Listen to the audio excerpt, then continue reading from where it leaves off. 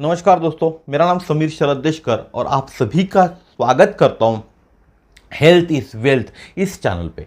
आज के वीडियो में हम देखने वाले हृदय रोग के बारे में। हृदय रोग को डायबिटीज, साथ में डायबिटीज के बारे में कुछ बात करेंगे। तो हृदय रोग को हम कैसे कम कर सकते हैं। हमारे देश के अंदर में आजकल हृदय रोग से मरने वालों की संख्या बहुत ज़्यादा बढ़ चुकी है।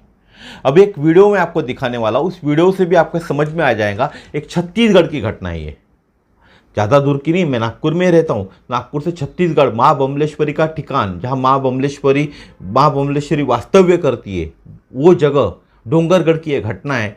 वह लड़की के मामा थे, शादी में नाच रहे थे और नाचते नाचते उनको अटैक आया और अटैक आने के कारण वो नीचे बैठे और वहीं उनकी मृत्यु हो गई। बहुत ही दुखद घटना है।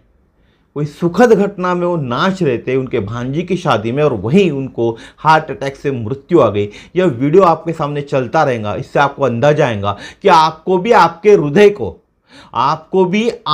हृदय का ख्याल रखना है। तो हृदय का ख्याल रखने के लिए क्या क्या कर सकते हैं। कुछ सप्लीमेंट्स भी हमारे पास आते हैं, उन सप्लीमेंट्स का भी आप यूज़ कर सकते हो आपके हृदय का ख्याल रखने के लिए। साथ ही साथ कुछ चीज़ें ऐसे बताऊंगा, घरेलू चीज़ें, जिनको उपयोग करके भी आपका हृदय अच्छा रह सकता है। संयुक्त राष्ट्र ने 2023 को अंतर्राष्ट्रीय मोटा अनाज वर्ष घोषित किया है। 2023 अभी जो चल रहा है, भारत देश के अंदर भी हमारे प्रधानमंत्री ने भी इसकी घोषणा की है। मोटे अनाज को साबुत अनाज या होल ग्रेन भी कहा जाता है। आखिर यह साबुत अनाज है क्या, जानते क्या आप क्या है, जिसकी अचानक से इतनी ज़्यादा मांग क्यों बढ़ गई, इतनी ज़्यादा डिमांड क्यों हो गई। लोगों में सेहत के लिए पहली पसंद बनते जा रहा है। जो मोटा अनाज एक ज़माने में हम खाते थे, हमारे घर में गेहूं नहीं होता था, चावल तो होता था लेकिन गेहूं नहीं होता था। मोटे अनाज को ही हम प्रथम प्राधान्य देते थे। लेकिन जब से अंग्रेजों ने गेहूं लेकर आए, उसके बाद मोटे अनाज को तो हमने खाना ही बंद कर दी। मोटे अनाज की तो पैदावार ही हमारे यहाँ नहीं होती। तो फिर अब मोटे अनाज के अंदर में लोगों की पहली पसंद क्यों बन रहा है। एक मायो क्लिनिक है, उनके अनुसार साबुत अनाज न केवल बैड कोलेस्ट्रॉल को कम करता है बल्कि गुड कोलेस्ट्रॉल को भी बढ़ाता है, इंसुलिन के स्तर को भी संतुलित करता है और डायबिटीज का खतरा घटाता है। डायबिटीज का आपका जो खतरा है उसको घटाने में मदद करता है। आंतों के कैंसर का खतरा भी मोटा अनाज कम करता है। होल ग्रेन काउंसलर कहता है, यदि व्यक्ति रोजाना 50 ग्राम या उससे अधिक मोटा अनाज या उससे बने पदार्थों का सेवन करता है तो कई गंभीर बीमारियों का खतरा उससे कम हो सकता है। बहुत सारी जो गंभीर बीमारियां है उसका खतरा उसके सर से कम हो सकता है। हार्ट फाउंडेशन के अनुसार इसका सुबह नाश्ते में सेवन सबसे अच्छा होता है। इसका यानी कहां, मोटा अनाज का। दिन में खाना ज्यादा फायदेमंद है रात के अलावा। रात को ना खाए ना मोटा अनाज, दिन में खाए। मोटा अनाज है क्या, फसलों से पैदा हुए खाए जा सकने वाले बीज को अनाज कहा जाता है। जैसे गेहूं, चावल, बाजरा आदि किसी भी अनाज के 3 हिस्से होते हैं। जिस अनाज में तीनों हिस्से हो उसे साबुत अनाज कहते हैं। ब्रान या चोकर, यह अनाज की सबसे ऊपरी कठोर परत होती है। इसमें अनाज का सर्वाधिक फाइबर होता है, साथ ही विटामिन और मिनरल्स भी होते हैं। लेकिन हमारे घर में जब हम गेहूं पिसा के लाते हैं, आटा बनकर जब आता है, तो चोकर को हम छान के बाहर फेंक देते, क्योंकि उसका महत्व ही हमको नहीं मालूम। उससे रोटियां मोटी बनती है करके उस चोकर को हम बाहर फेंक देते। जर्म, यह बीज का वह हिस्सा है जो नए पौधे के रूप में अंकुरित होता है। इससे कई विटामिन, हेल्दी फैट और पौधे में पाए जाने वाले अन्य पोषक तत्व होते हैं। यह खराब कोलेस्ट्रॉल को भी कम करता है।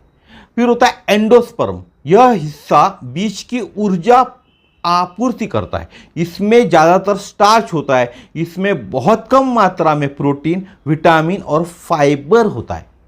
हार्वर्ड ने क्या बताया, हार्वर्ड ने बताया मोटा अनाज है कितना फायदेमंद। यह हार्वर्ड कहता है हृदय रोग का खतरा 30% तक कम कर सकता है। जहां हमारा देश हृदय रोग के अंदर में पहला नंबर आने की कगार पर है, अगर हम मोटा अनाज खाना चालू कर दे तो 30% हृदय रोग कम हो सकते हैं। हार्वर्ड ने महिलाओं पर 10 साल किए गए अध्ययन में पाया कि जो महिलाएं भोजन में रोजाना 35 से 50 ग्राम तक साबुत अनाज या उनसे बड़े बने या उनसे बने प्रोडक्ट का सेवन करती थी तो उनमें हार्ट अटैक या हृदय रोग से मृत्यु का खतरा 30% तक कम हो गया, 30% तक कम हो गया। टाइप 2 डायबिटीज, हार्वर्ड बता रहा है, मैं नहीं बता रहा हूं, इसका खतरा भी 30% कम हो जाता है, 30% कम हो जाता है। हार्वर्ड इंस्टीट्यूट ने 1.60 लाख यानी 1.60 लाख महिलाओं पर 18 साल तक किए गए, 18 साल तक उन्होंने रिसर्च किया। उन्होंने पाया कि रोजाना औसतन 50 ग्राम साबुत अनाज का सेवन करने वाली महिलाओं में टाइप 2 डायबिटीज होने का खतरा 30% तक कम होता है। हमारा देश टाइप 2 डायबिटीज और हार्ट अटैक इसका अग्रेसर बन रहा है। अगर दोनों को बचाना है तो हमको मोटा अनाज को अपनाना होगा, मोटा अनाज का सेवन हमको करना होगा। उसके बाद कैंसर, यह भी बहुत बड़ी बीमारी है। आंतों में होने वाले कैंसर की आशंका 21% तक कम हो जाती है। 5 लाख महिलाएं और पुरुषों पर 5 वर्ष तक किए गए अध्ययन में यह पाया गया कि साबुत अनाज का सेवन करने से आंतों में होने वाले कैंसर का खतरा 21% तक कम हो जाता है। दरअसल में हम में पाए जाने वाला फाइबर आंतों को सेहतमंद रखता है। दरअसल हमारे शरीर के अंदर में जो फाइबर पाया जाता है वह हमारे आंतों को स्वस्थ रखने का काम करता है। तो भोजन में अनाज को कैसे शामिल करें? बाजरा, ज्वार, चना, जौ, राजगिरा, ब्राउन राइस, मक्का और रागी। फिर से बता रहा हूं, मोटे अनाज फिर से बता रहा हूं। बाजरा हो गया जो हम खाते नहीं है, ज्वार हम खाते नहीं है, चना हमारे यहाँ बहुत कम खाया जाता है, जौ तो सिर्फ बिहार में ही खाते, बाकी जगह तो खाते ही नहीं है। राजगिरा, ब्राउन राइस की टेस्ट ही अच्छी नहीं लगती, और मक्का यानी गरीबों का फूड, गरीबों का खाना, इसलिए मक्का भी नहीं खाते। और रागी हमारे यहाँ पाए जाने वाले प्रमुख मोटे अनाज है। इन्हें कुछ निम्न तरीके है ना, जिस तरीके से मैं आपको बताने वाला उस तरीके से अगर आप भोजन में शामिल करें तो आपको फायदा हो सकता है। चना को आपको अंकुरित करके खाना चाहिए। अंकुरित तो कर सकते ना, रात को चना भिगो कर रखिए और खाना चाहिए, हमारे पूर्वज यह करते थे। तो चने को अंकुरित करके खाना सबसे आसान और सर्वाधिक फायदेमंद होता है। इसे गेहूं के आटे के साथ मिलाकर भी आप खा सकते हो। जब गेहूं आप पिसा के लाते हो तब उसके अंदर चना भी डाल दीजिएगा। उसके बाद होता है बाजरा। यह कैल्शियम, प्रोटीन, आयरन, मैग्नीशियम का एक प्रमुख स्रोत है। मल्टीविटामिन हम लेते हैं लेकिन बाजरा नहीं खाते। इसकी खिचड़ी या दलिया बनाकर खाए। इसे भोजन में चावल की जगह शामिल किया जा सकता है। चावल को घर से निकाल दो भाई, डायबिटीज वालों ने तो चावल को निकाल ही देना चाहिए। वैसे तो नुकसान कम करता है, नहीं करता इतना, लेकिन अगर सेहत अच्छी रखनी तो बाजरे को अपनाइए। बाजरे की खिचड़ी बहुत अच्छी बनती है, बहुत सुंदर बनती है। उसके बाद होता है ज्वार। हमारे यहाँ महाराष्ट्र में पहले ज्वार की रोटियां बहुत खाते थे, लेकिन अब तो ज्वार की रोटी बहुत कम नसीब होती है घरों में खाने के लिए। तो यह ग्लूटेन फ्री होता है। फास्फोरस, मैग्नीशियम, रिबोफ्लाविन का प्रमुख स्रोत है। ज्वार और मूंग दाल की नमकीन खिचड़ी भी बना सकते हैं। चीले बनाकर भी खा सकते। चीले बच्चों को बहुत पसंद होते, जो इसका दलिया और रोटी आसानी से बनती है। और ज्वार की जो रोटी है और दलिया यह भी आसानी से बनता है। उसके बाद राजगिरा। आम है, राजगिरा मार्केट में मिलता है। इसमें vitamin B2, B6, zinc, magnesium आदि होते हैं। मुरमुरे की तरह लड्डू बनाकर खा सकते हो, लेकिन घर में बनाइए ना लड्डू। इसके मार्केट में आपको क्या मालूम क्या मिक्स किया हुआ है। उसके बाद होता है रागी। आयरन और कैल्शियम का प्रमुख स्रोत है। इसे आटे के साथ मिलाकर रोटी के रूप में खा सकते हैं। रागी हम बच्चों को देते हैं लेकिन हम नहीं खाते, तो इसमें भी आयरन और कैल्शियम होता है। तो रागी का भी आप सेवन कर सकते हैं। किसमें? आपको रोटी में मिला दो।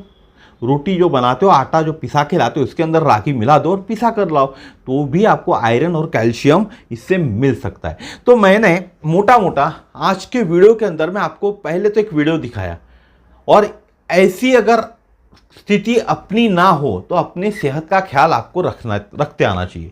जो चीज़ें मैंने आपको बताया, मोटे अनाज को आपको अपनाना चाहिए। अगर इसको अपना सकते हो तो तुरंत अपनाइए। कम से कम 30% तक की आपकी रिस्क को तो ये कम करता है। 30% रिस्क को कम करता है। 100 में से 30% को अगर कम हो जाए तो 70% की ही रिस्क बचती है। अभी तो आज के तारीख में आपके पास 100% की रिस्क है, और जब आप इसको अपनाते हो, मोटे अनाज को अपनाते हो, तो सिर्फ 30% रिस्क बचती है। फिलहाल में तो 100% रिस्क में जी रहे ना हम लोग, तो इसको अपनाने से 70% रिस्क बचेंगी। और हमारे पास ऐसे कुछ सप्लीमेंट्स आते हैं, जो सप्लीमेंट्स हम बाहर से बुलाते हैं। बाहर से बुलाते इट मीन्स कुछ प्रोडक्ट्स है, ऐसे प्रोडक्ट्स है जो पेटेंटेड है और अलग अलग देशों में पेटेंट पाए हुए, और हमारे यहाँ भारत देश के अंदर में वो वनस्पति होती नहीं। जहाँ होती है साउथ कोरिया में, वहाँ उसका प्रोडक्शन होता है, और वहाँ की एक गवर्नमेंट इंस्टीट्यूट है, उन्होंने उसका प्रोडक्शन किया हुआ है।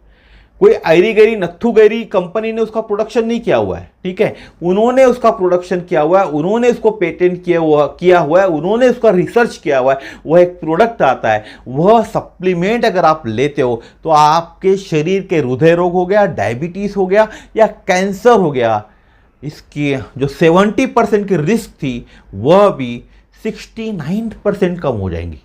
बचेंगे कितनी रिस्क? 1% की। बचेंगे कितने की रिस्क? 1% की। तो अभी आपको सोचना है, क्या 1% की रिस्क लेकर जीना चाहेंगे या 100% की रिस्क लेकर जीना चाहते हैं? आपको सोचना है, 1% की रिस्क लेकर जीना है या 100% की रिस्क लेकर जीना है। क्योंकि अगर ऐसा कुछ हो जाता है, किसी शादी में आप गए, किसी फंक्शन में गए और नाचते नाचते किसी को हार्ट अटैक आकर मौत हो जाती है, तो सोचिए वह आदमी नौकरी कर रहा था, तो उसके परिवार का क्या होगा? प्राइवेट नौकरी थी, क्या जिस पगार पे वो आदमी नौकरी कर रहा था, अगर लाख 2 लाख 3 लाख रुपए भी उस आदमी का पगार होगा, तो क्या उसके वाइफ को या उसके बच्चों को वह कंपनी उतना सेम पगार देंगी? सोचने की बात है। तो अगर आप लाख 1.5 लाख रुपए कमाते हो, आप 50,000 रुपए कमाते हो, आप 20,000 रुपए कमाते हो, तो कुछ पैसे तो अपने सेहत के लिए खर्चा करो ना। आपकी सेहत अच्छा रहेंगी, आप अच्छे रहेंगे, आप चंगे भले रहोगे, तो ही आपका परिवार सर्वाइव कर पाएगा इस दुनिया के अंदर में, तो ही आपका परिवार सर्वाइव कर पाएगा। नहीं तो आपके परिवार को आपके जाने के बाद बहुत ज़्यादा तकलीफें हो सकती है। आप सोच भी नहीं सकते इतनी ज़्यादा तकलीफें हो सकती है। मैंने अपना बताने का काम किया। 1% की रिस्क पे आप जी सकते हो।